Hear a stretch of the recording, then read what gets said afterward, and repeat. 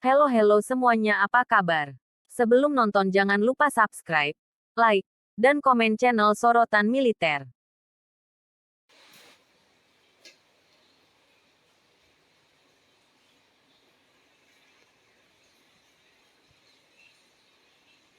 Amunisi fosfor putih adalah senjata yang menggunakan salah satu alotrop umum dari unsur kimia fosfor.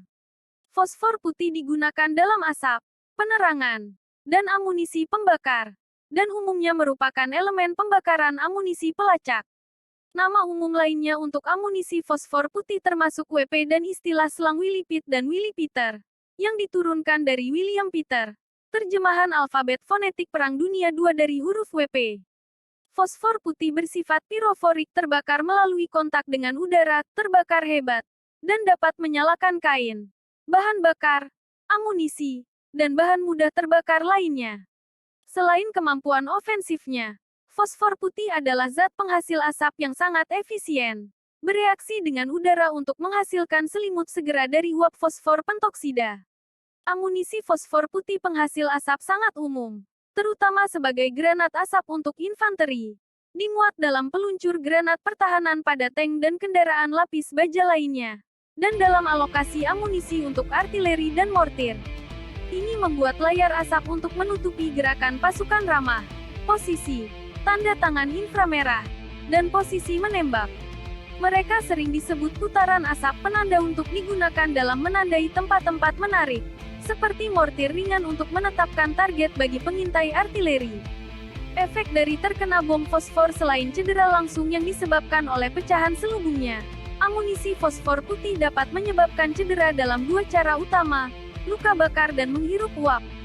Dalam amunisi, fosfor putih mudah terbakar dengan nyala api 800 derajat Celcius 1472 derajat Fahrenheit. Partikel pijar dari senjata yang menggunakan bubuk fosfor putih sebagai muatannya menghasilkan luka bakar sebagian dan seluruh ketebalan yang luas. Seperti halnya setiap upaya untuk menangani submunisi yang terbakar tanpa peralatan pelindung.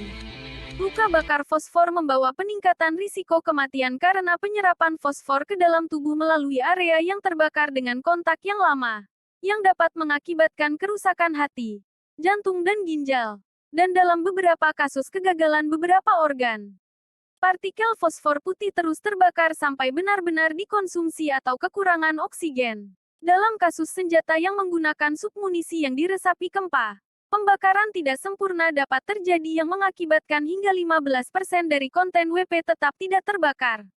Submunisi tersebut dapat terbukti berbahaya karena mampu menyala kembali secara spontan jika dihancurkan oleh personel atau kendaraan. Dalam beberapa kasus, cedera terbatas pada area kulit yang terpapar karena partikel WP yang lebih kecil tidak terbakar sepenuhnya melalui pakaian pribadi sebelum dikonsumsi. Karena sifat piroforik dari WP, luka tembus segera diobati dengan membekap luka menggunakan air, kain lembab atau lumpur, mengisolasinya dari oksigen sampai fragmen dapat dihilangkan. Pasukan militer biasanya akan melakukannya menggunakan bayonet atau pisau jika memungkinkan.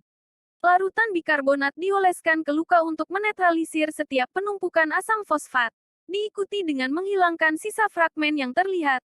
Ini mudah diamati karena berpendar di lingkungan yang gelap.